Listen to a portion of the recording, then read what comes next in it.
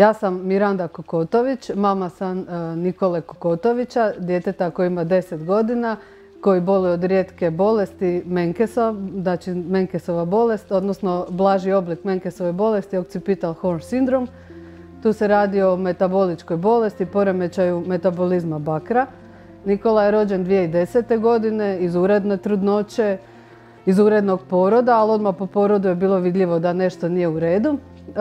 U početku, znači, pri porodu je došlo do frakture okcipitalne kosti. U biti Nikola je na prvoj ozbiljnoj hospitalizaciji završio sa 10 mjeseci zbog nenapredovanja, nedobivanja na težini. I tada je gastroenterologica u Klaićevoj bolnici nas zadržala na nekakvoj detaljnijoj obradi i neuropedijatar je uhvatio se Nikolinog slučaja i otprilike 2 godine je nama trebalo, 2,5 godine je trebalo dok nismo našli pravu dijagnozu, zato što Nikola ima rijetku genetsku bolest. On ima Menkesa, ali ima onda još rijeđi podoblik, occipital horn syndrome. Tako da kada su počeli sumnjati na rijetku bolest, ona se u potpunosti nije poklapala sa svim, nisu se svi simptomi poklapali. Na kraju su neuropedijatar i genetičarka zaključili idemo testirati. Bilo je sumnje na jedno 3 genetske bolesti u tom trenutku. Kad se Nikola rodio, prvi tren ono što su mi rekli, nisu mi u biti prvi tren ništa rekli, ali onako prvi rečenica koja je bila, znate, on možda neće preživjeti iduća 24 sata. To je bila onako bomba. Nakon 24 sata su došli i rekli, znate, on je preživio 24 sata, ali možda neće iduća 24. Onda opet šok. Onda kad je preživio iduća 24, onda sam rekla, znate šta, ako mi sad kažete da niste sigurni hoće li iduća 24, nemojte mi to ni govoriti. Već sam u tom trenutku odlučila da ih neću 100% slušati, da je to sve individualno i da idemo dan po dan. Mislim, sada kad ljudi kažu da žive dan po dan, nemaju pojma šta govore. Nemaju pojma što znači u biti živjeti dan po dan. Nikola je prvih 20 dana života proveo u bolnici u inkubatoru. Kad smo došli doma, ja sam bila dosta pogubljena. Muž je tu bio puno bolje se snašao. Oni su nas pustili doma, što se nas dvoje još uvijek danas zezamo. Mislim, malo crnog humora vam treba za preživjeti. Pustili su nas doma bez garancije. Dali su nam Nikolu sa uputstvima bez garancije. Znači, ne smijete ovo, ne smijete ovo, ne smijete ono. Ako se dogodi to i to, morate brzo doći u bolnicu. Mene je svega toga bilo strah. To i to. Ja, bio je u onom jastuku, ja sam ga stavila na kauč i gledala. Šta sad? Jer on je prvo bio u bolnici, stalno pod medicinskim nadzorom, to je pružalo nekakvu sigurnost. Druga stvar, rijetko kad su mi ga dali baš onako da bude sa mnom, da ga diram, da ga držim, da ga nosim. Uvijek je bio u onom jastuku. I onda to je bila nekakva sigurnost, a sad smo doma, nas dvoje, odnosno nas troje, 1 na 1, odnosno 2 na 1 i šta ćemo sad. I tu se muž puno bolje snašao i u početku je bilo teško. Bilo je teško prvo nama, a onda je bilo teško, mislim, svima oko nas, ovoj bližoj rodbini. Još dan danas ja se uhvatim da više tješim sve druge oko sebe, nego, znači, kad Nikoli nešto je, uvijek onako već im je grč kako ću to reći baki, kako ću to reći mojoj mami, kako ću to reći ostaloj ekipi, nego kako ćemo mi to prihvatiti. Tako da, ali mislim da smo s vremenom svi naučili to živjeti sa Menkesom. Ja se sjećam da je tu u Velikoj Gorici gdje mi živimo organizirana je radionica u vrtiću Rastimo zajedno plus. UNICEF je organizirao tu radionicu kao za roditelje djece s teškoćama u razvoju. Ja sam otišla na radionicu, naravno treba se to štreberski sve pohvatati. I kad sam došla u vrtić, oni su mene pitali zašto Nikola ne ide u vrtić. Već su tad terapeuti mene pitali kao zašto Nikola ne ide u vrtić, pa znate, trebate razmišljati o socijalizaciji. Meni je bilo pa niko se ne zna za njega brinut ko ja.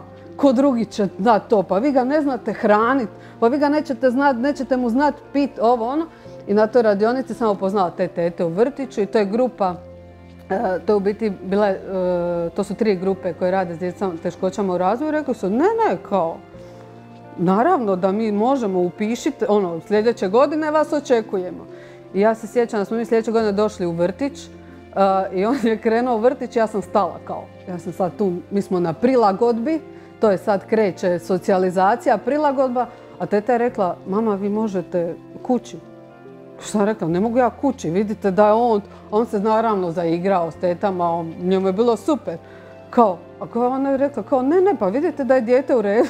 Što sam rekla, ali ja nisam u redu. A ona mi je rekla, ali to nismo mi, kao to morate sami riješiti. Kad si roditelj djeteta s teškoćama u razvoju, potrebno je da si uporan. Ali isto tako potrebno je znati u kojoj svoje granice i gdje odustati. Gdje odustati, gdje stati. Ima niz drugih lokacija po kojima, Maksimir je krasan, može se šetati s kolicima i u šumi si. Super je, čemu ići na Sljeme s kolicima? Što bi rekla naša teta Alma, to je jedna Nikolina terapeutica, jedna od prvih Nikolinih terapeutica, rekla je, kad bi ona vidjela mene da se tako iscrpljuje na nekim stvarima, kao sve moramo, da bi ona meni rekla jednu super rečenicu kao mama, ovo nije šprint, ovo je maraton. Kao polako, čuvajte snagu i bit će tu još izazova. U Hrvatskoj veliki problem je roditelja s teškoćama u razvoju koji ne rade. I ako vi jednog dana ostanete, nadživite svoje dijete, u nekim zrelim godinama, preko 40 i koju, tržište rada vas je progutalo. Gdje ste vi ostali? Nigdje.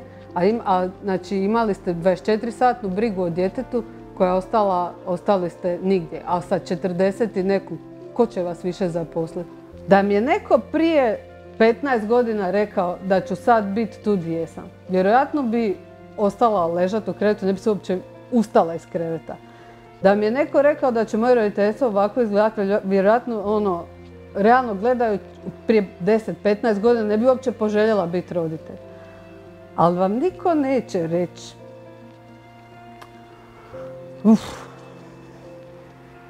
koliko je tu ljubavi. Koliko ćete vi naći snage za pomicati granice za koje ste mislili da uopće ne postoje. Vi te granice niste vidjeli, a sad ih pomičete. Niko vam neće reći koliku bezuvjetnu ljubav ćete vi dobiti. Ali to je ljubav koja nadilazi ljubav. To je ovo volim te i srčeka i kisi, to su gluposti naspram te ljubavi koju vi osjetite. Sve, kažu zdravlje je najbitnije, to ko vam kaže laže. Iskreno, ljudi koji vam kažu zdravlje je najbitnije, lažu vas.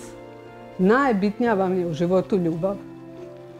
Ona vam pomiče sve granice, ona vam iz najveće bolesti može stvoriti nešto onako suštinski, istinski zdravo. To je jedna stvar. Druga stvar, ko vam kaže da Bog izabire posebne roditelje, da ih da posebnu djecu, bla, bla, bla, ja vam to ne, mislim, vi možete, ako će vam biti lakše da to sve prebolite, vi u to možete vjerovati. Ja vam u to ne vjerujem. Zašto sam ja dobila Nikolu? Znači, zašto Nikola? Zašto bolest? Zašto Menke? Zašto baš ja? To je prvo što, to su rečenice s kojima ćete se samo izluditi. Izludit ćete i sebe, izludit ćete i to dijete. Najbitnije, meni se čini, ja vam govorim iz svoje perspektive, ovo nije službeno stajalište. Najvažnije vam je prihvatiti. Prihvatiti svoje dijete, prihvatiti svoju, kako nekad kažu meni, situaciju. On nije moja situacija, on je moje dijete.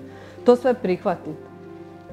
I to je moje dijete, ja ga volim i on je genetski nesavršen, ali meni savršen. Uostalom, ko vam kaže šta je danas savršeno i šta je normalno, trendovi se mijenjaju. Menkes nije on, kolica nisu on, sve te poteškoće koje ima, to nije on. On je moje dijete, on je naše dijete, ja svaki put moje dijete kao da sam samohrani roditelj, a nisam, dvoje nas je u ovome i to je olakotna okolnost, ali ako prihvatite da je on vaše dijete i da je iznad svega on dijete, iznad svih dijagnoza i prognoza i nebuloza, svega, postoji jedno dijete koje traži vašu pažnju, koje traži vašu ljubav, koje ni za što ni u jednom trenu nije krivo za situaciju u kojoj se vi nalazite, bit ćete puno sretniji. I ako prestanete se pitati zašto ja, zašto baš meni. A zašto ne ja? I zašto ne meni?